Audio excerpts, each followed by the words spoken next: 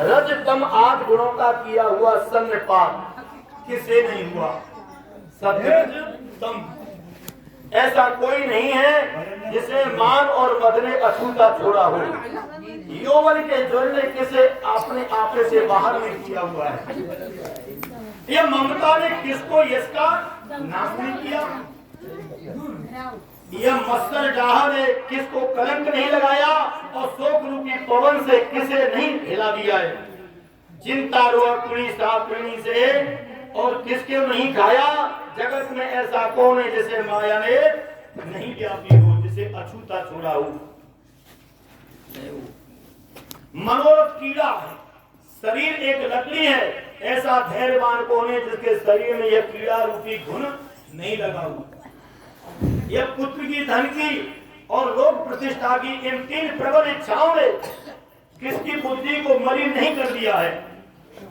यह सब माया का बड़ा बलवान परिवार है, यानी अपार है। इसका वर्णन कौन कर सकता है? शिव जी और ब्रह्मा भी जिसे डरते हैं, दूसरे जीव तो किस गिनती में है। आगे माया की प्रचंड सेना संसार भर में छाई हुई है। कामाद कागभूषण जी अपना अनुभवी वर्णन सुना रहे हैं कि कामाद यानी काम आदि सभी ये रूप है काम के, इसलिए आदि लगा दिया काम आदि। कौन से? काम, क्रोध, लोभ। मद मोह क्यों नहीं दिया है? अधिष्ठाता क्रोध है मद का, मद नहीं तो क्रोध होगा ही नहीं। और लोभ इधर मोह से नहीं, एक दूसरे का अधिष्ठान है। इसमें 3 ही बोलेंगे गीता में नहीं। काम, क्रोध और लोभ तीनों में आया है। क्रोधात् प्रवृत्ति स्मृति भ्रंशात् बुद्धिनाशात् प्रणश्यति। लोभात् क्रोधो प्रवृत्ति, लोभात् क्रोधो प्रवृत्ति कामः न्यायते, लोभात् मोह से पाप से कारण। कोई एक आ जाए, तीनों ने ले ले वो गेट खोले भी दे रहे, छोटा सा आ जाएंगे ग्रुप जितना होगा, एक घुसको घर में गेट खोले भी दे रहे, तो एक सो कोई जा कोई गेट है खोल देगा, सवारी आ जाएंगे। हां तो था ना, एक ही ये घुसने की जरूरत है, वो तो अपने ग्रुप को बुला लेगा। कहने का मतलब है चाहे लोभ जावे, चाहे काम जावे, चाहे क्रोध आवे, दरवाजे खोले भी गिरे तो सवरे आ जाएंगे। एक ना है इस प्रकार से तीनों में से एक बिल्कुल गलत है। काम का ही रूप है, कहने का मतलब है काम का ही रूप, इसलिए बोला गया है कामादि। उसके सेनापति हैं दंभ, कपट और पाखंड, बड़े ये होगा। लेकिन आगे कहते हैं कि माया श्री रघुवीर की दासी है।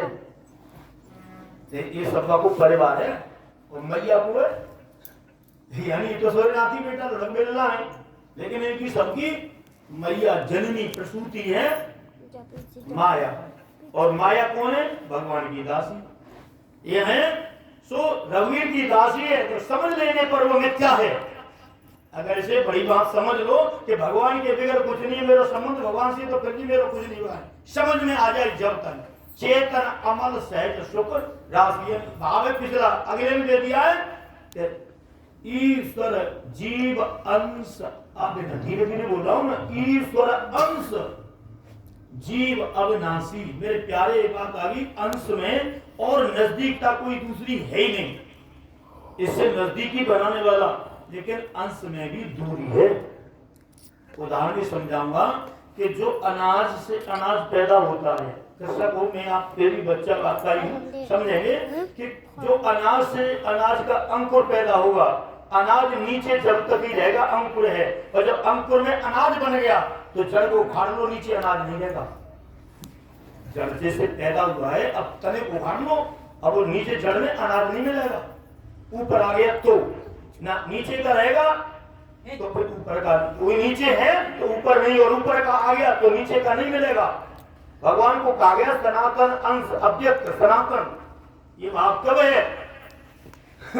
नीचे ऊपर सब है, यानी अंश, इसका नाम है कि अंश में दूरी, यानी नीचे से जिससे पैदा हुआ है अब नीचे वाला समाप्त हो गया, लेकिन वो कभी समाप्त नहीं हुआ, जिससे हम सब दुनिया कई बार रच गई, कई बार प्रलय गई, लेकिन वो बीज आज तक इसे कहते हैं अव्यक्त बीज, वो बीज समाप्त नहीं हुआ। कितनी बार संसार को नष्ट किया, कितनी बार संसार की प्रलय हुई, लेकिन बीज समाप्त हो नहीं हुआ।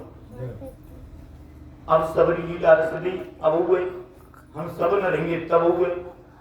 जिससे हम पैदा हो रहे हैं वो नहीं होता है कभी, हो ऐसा नहीं, ऐसा बीज नहीं है।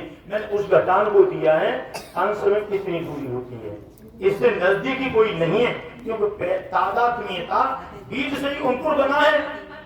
नजदीकी तो इसलिए कोई नजदीकी नहीं है निकट में, लेकिन इसमें परिवर्तन ये दिया है कि वह बीज नष्ट हो गया है, लेकिन चेतन अमल सहज सुख राशि ये बीज तेरे साथ हमेशा है। तू है तो बीज नहीं है, ऐसा नहीं है, तू है तब भी है। तुझे पैदा करने से भी पहले था, अब पैदा कर दिया तब भी है, अब भी है, तू हो गया जब भी है, तेरे होने पर मिटा नहीं है वो, फिर भी है। बोल सतदेव भगवान की जय। यह दासी समझ लेने पर यह मिथ्या है, किंतु वह श्री राम की कृपा के बिना छूटती नहीं है। राम भजन बिन मिटे न कामा, छल विहीन कर प्रभु के। काम अछत सुख सपने नाही, बिन संतोषन काम न साई। भगवान के भजन के बिगन इनको कहने का मतलब जीतने वाला कोई नहीं है, इतने को जीत नहीं सकता है। यह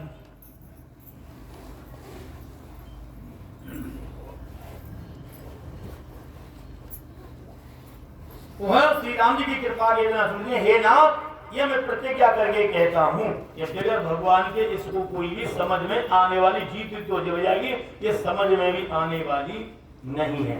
तो आगे और फिर क्या सुनाते हैं कागभूषण जी, गणों जी कोई संवाद है तो राम कथा सुना दे, वो आत्मिक ज्ञान, अनुभवी ज्ञान। काग